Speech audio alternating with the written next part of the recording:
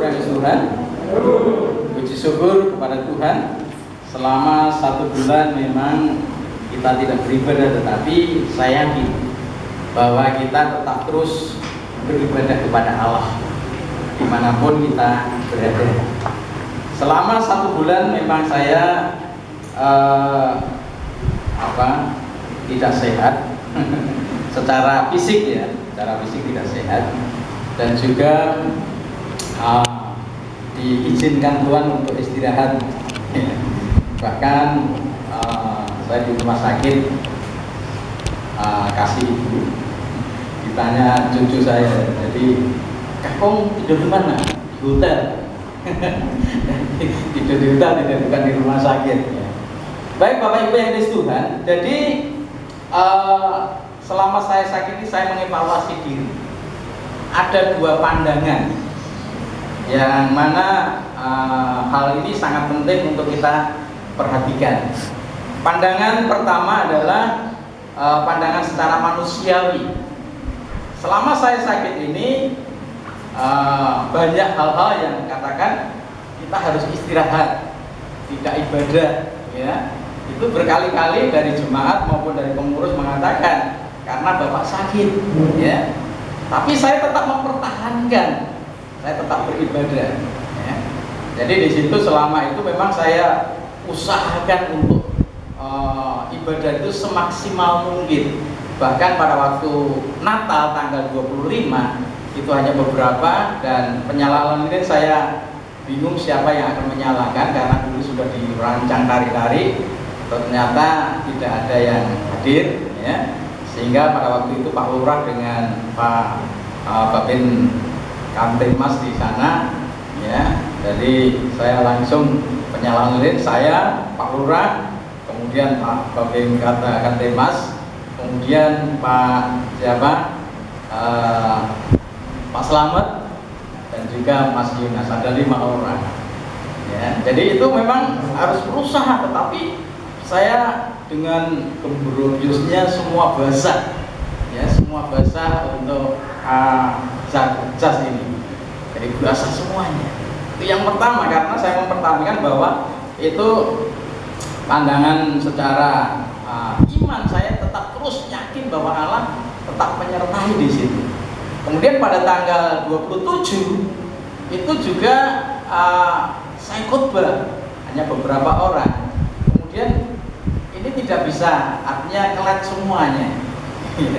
Jadi di situ yang terakhir tanggal 3 itu semuanya hampir banyak yang datang, ya.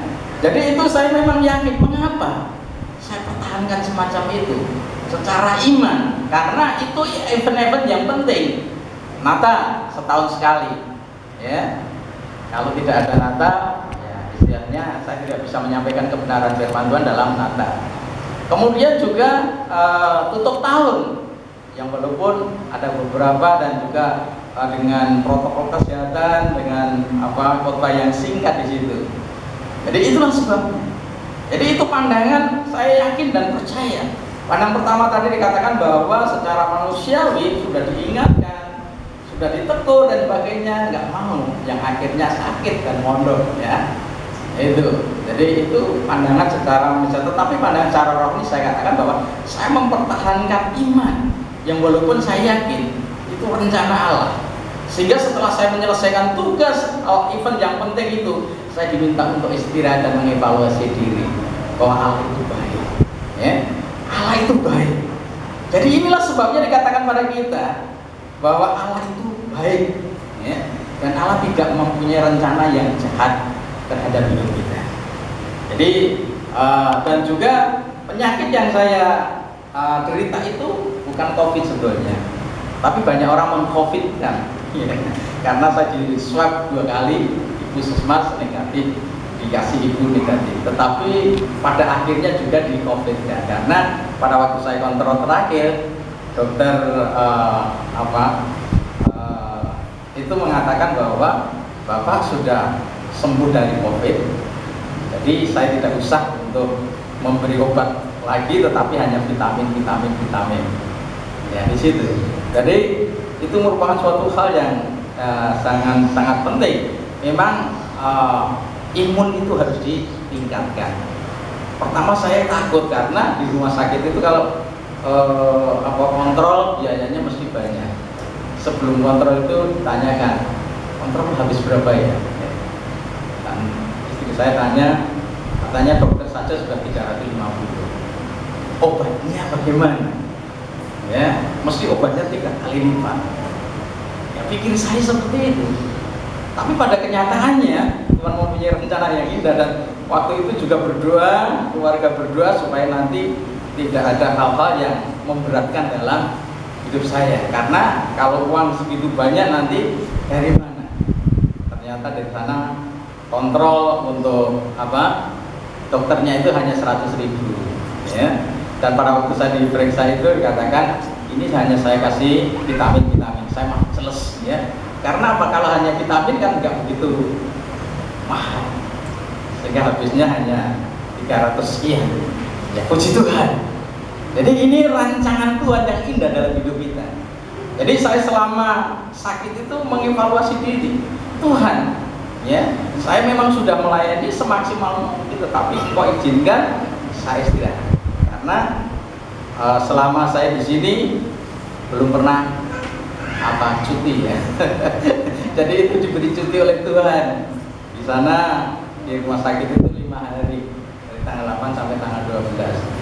Dan saya juga mempunyai suatu pengalaman yang indah, karena satu ruangan itu hanya 3 orang. Yang satu itu pindahan dari Sragen, rumah sakit Gemolong dipindahkan ke situ karena rumah sakit Gemolong tidak komplit.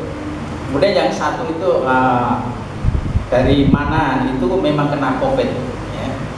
Dan saya mempunyai keyakinan bahwa saya harus cepat-cepat pulang dari tempat ini, ya. Sehingga setiap makanan datang terus saya santap, terus kemudian walaupun nggak enak sebetulnya sebenarnya nggak enak, jadi terus pokoknya tak santap, minum obat, ya.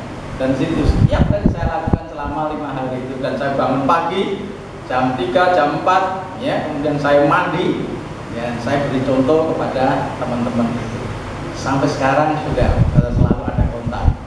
Bahkan dari Sragen katakan, Pak, nanti kalau ke Solo kita reuni, katanya. reuni orang yang di COVID kan. Oh, oke. Jadi itulah sebabnya. Jadi merupakan suatu hal sangat penting. Jadi saya pertama saya yang keluar dari rumah sakit itu, kemudian teman saya yang yang kena COVID itu, kemudian yang Sragen. Nah, ini merupakan suatu hal yang indah. Rencana Tuhan itu indah bagi kita, sehingga kita yakin dan percaya bahwa Allah tidak mempunyai rencana yang jahat terhadap hidup kita. Makanya kita akan memujikan satu pujian, indah rencanamu Tuhan. Ya, sebelum kita mendengarkan kebenaran firman Tuhan, kita akan memuji Tuhan satu pujian, indah rencana Tuhan. Jadi rencana Tuhan itu indah. Indah Tuhan di dalam hidupku, ya. Monggo.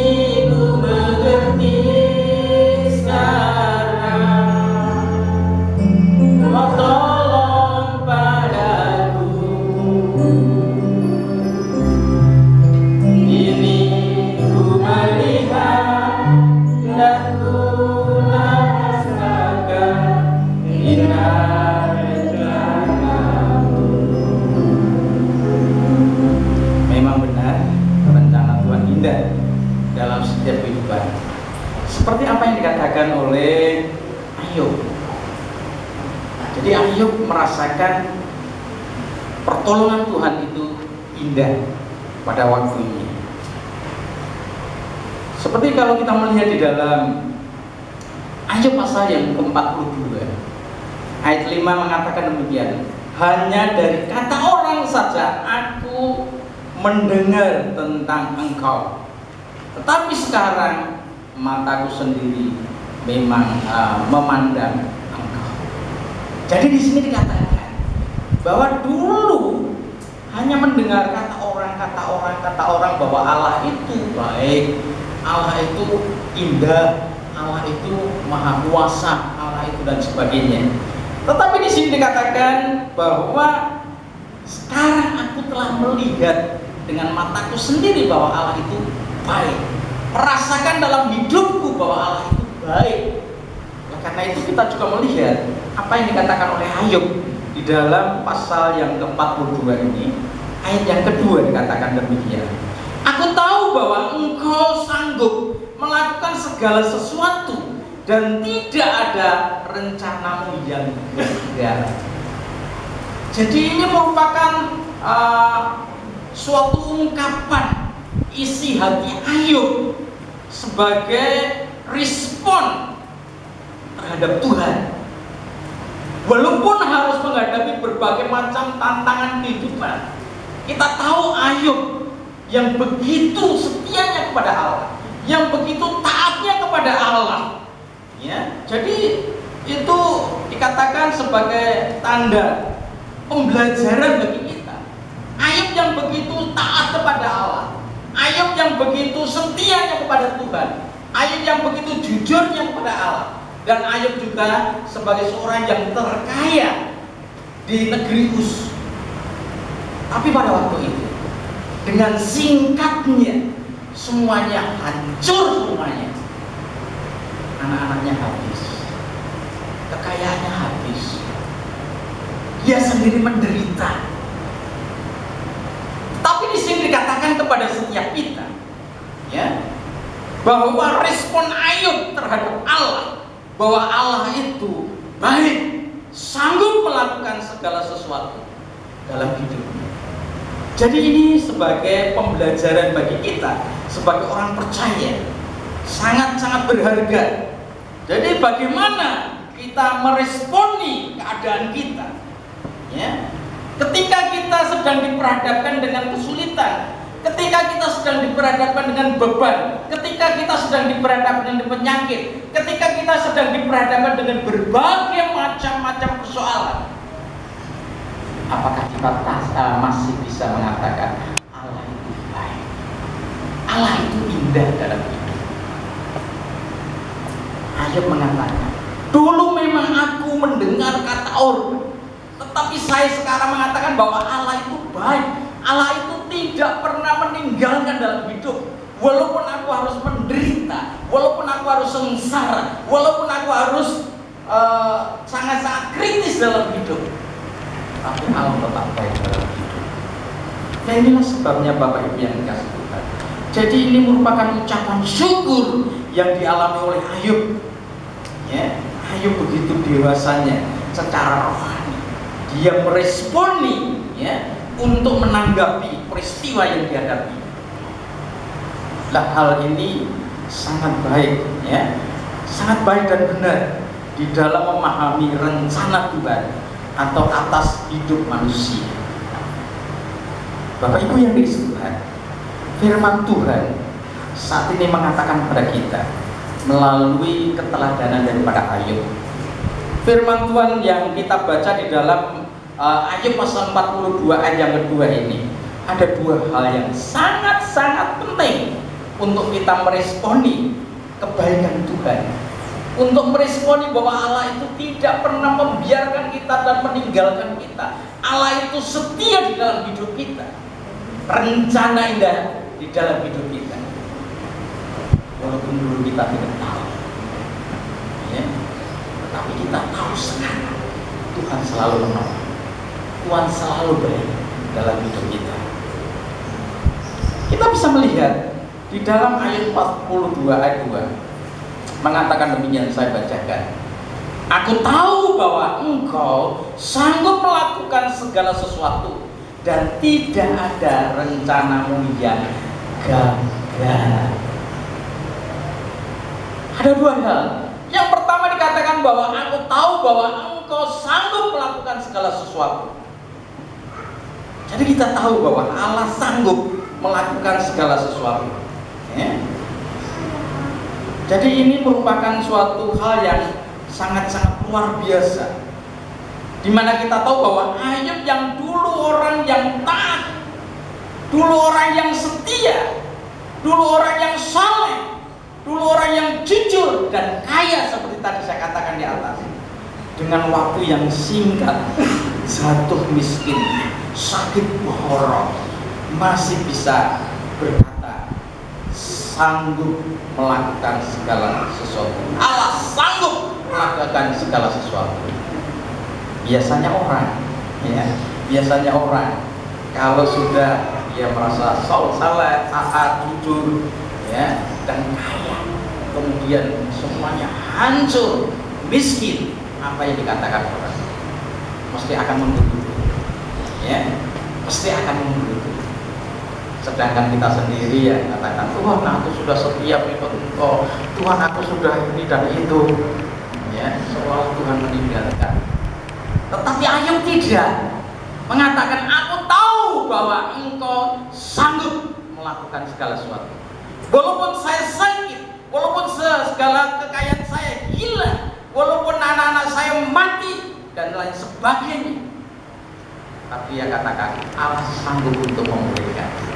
Allah sanggup untuk memberikan kekuatan. Allah sanggup untuk memberikan yang terbaik dalam hidupnya. Ini merupakan suatu hal yang memberikan keteladanan bagi kita. Nah, ini yang dikatakan oleh si Ayub, ya. Jadi dikatakan di situ masih mengatakan bahwa Tuhan sanggup melakukan segala sesuatu. Ayub percaya bahwa Allah yang ia sembah itu sanggup melakukan segala sesuatu, baik di dalam, baik di langit maupun di bumi, ya. Jadi baik segala suatu penyakit maupun termasuk penyakit virus yang tidak kelihatan itu, ya, yang saat ini sedang merajalela. Tapi Ayub mengatakan bahwa Allah sanggup untuk memulihkan, Allah sanggup untuk memberikan kekuatan, Allah sanggup untuk memberikan kesembuhan, Allah sanggup segala sesuatu yang dilakukannya. Inilah sebabnya Bapak Ibu yang dikasih Tuhan. Jadi ini sangat penting. Oleh karena itu kita harus percaya bahwa Allah sanggup melakukan segala sesuatu dan tidak ada yang tidak bisa dilakukan oleh Allah. Jadi kadang-kadang kalau kita menghadapi segala sesuatu, kita kadang-kadang tidak sempurna. Kita ini Allah sanggup, Allah bisa. Aku tidak bisa, tapi Allah bisa. Ya. Aku tidak sanggup, tetapi Allah sanggup untuk melakukan semuanya. Oleh karena itu kita serahkan hidup kepada Tuhan, sehingga segala sesuatu yang kita hadapi, kita akan mampu, kita akan sanggup, kita akan bisa, oleh karena Tuhan yang bekerja untuk mendatangkan kebaikan bagi kita semua. Nah, ini hal yang sangat penting bagi kita, Bapak Ibu yang disitukan.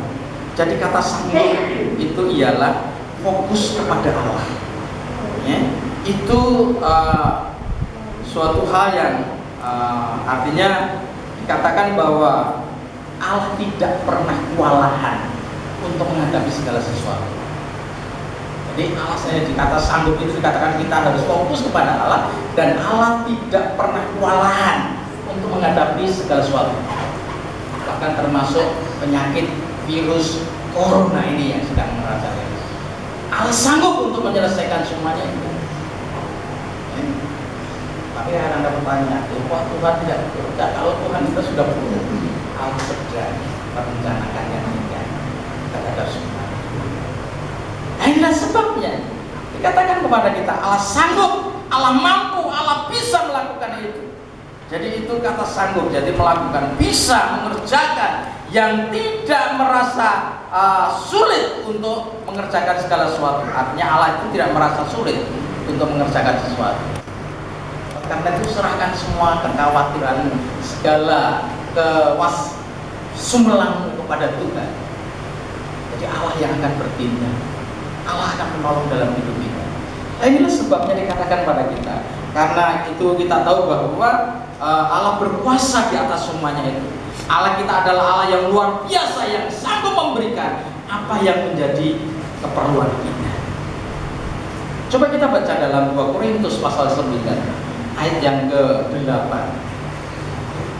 Monggo salah satu bisa baca ya. 2 Korintus 8 ayat yang 9 dikatakan pada kita. 2 Korintus 9 ayat yang ke-8. Dan Allah sanggup melimpahkan segala kasih karunia kepada kamu, supaya kamu senantiasa berkecukupan di dalam segala sesuatu dan malah berkelebihan di dalam berbagai kebajikan. Ya. Jadi di sini dikatakan kepada kita, dan Allah sanggup melimpahkan segala kasih karunia kepada kamu, ya, supaya kamu senantiasa berkecukupan dan tidak di dalam segala sesuatu dan malah berkelebihan di dalam berbagai kebajikan. Segala sesuatu itu apa saja yang ada dalam hidup kita, Allah sanggup untuk melimpahkannya, Allah sanggup untuk memberikannya.